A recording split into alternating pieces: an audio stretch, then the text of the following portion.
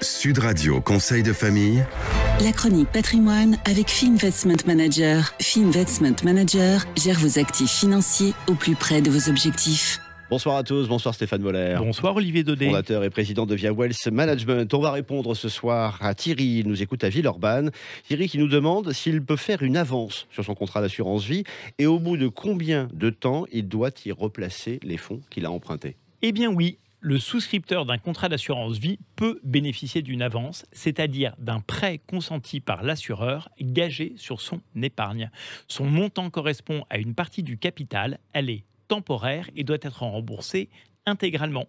La majorité des contrats autorisent de telles possibilités. Quel est le principe de l'avance, Stéphane ? Eh bien, les conditions dans lesquelles une avance peut être octroyée sont définies par la loi et par les conditions générales. Et elle est plafonnée, cette avance ? Oui, un assureur peut accorder une avance à toute personne qui détient un contrat d'assurance vie uniquement dans la limite de la valeur de rachat de son contrat au moment où la demande est formulée. 1. Si le contrat est en unité de compte, l'assureur limite le plus souvent cette avance à 60% de sa valeur.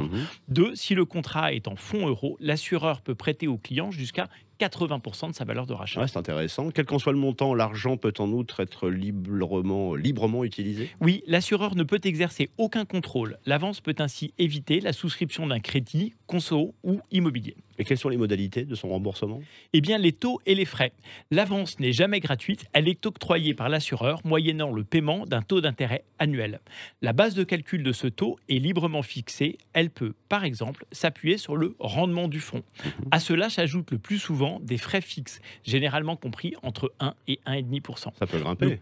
Le coût d'une avance peut sembler élevé, mais ce taux facial ne reflète pas le taux net de l'emprunt qui obéit à une autre logique puisque pendant ce temps, l'épargne continue à fructifier. Pour quelle durée peut-on demander cette avance ? Eh bien, les durées des avances sont généralement consenties sur 3 ans. Cette durée peut être renouvelée 2 fois, soit 9 ans au maximum. En réalité, l'avance est opportune lorsqu'elle est de courte durée et répond à un besoin passager de liquidité. Et quelle fiscalité est-ce qu'on va lui appliquer ? Si l'avance est remboursée, lorsque l'avance est restituée par l'épargnant à la compagnie d'assurance, elle est totalement exonérée d'impôts d'une part et de prélèvements sociaux d'autre part. Si l'avance n'est pas remboursée dans les délais impartis, l'assureur considère qu'il s'agit rétrospectivement d'un retrait partiel. Les gains sont ainsi soumis au barème fiscal classique correspondant à la sortie du contrat. Merci beaucoup Stéphane et merci à Thierry pour cette très bonne question. À vous de poser la vôtre sur le site du Conseil de famille, conseil avec un s-2-famille.com et puis chronique à retrouver en podcast sur sudradio.fr. Nous on se retrouve demain. À demain Olivier. À demain. C'était Sud Radio Conseil de famille. La chronique patrimoine avec Finvestment Manager. Finvestment Manager gère vos actifs financiers au plus près de vos objectifs.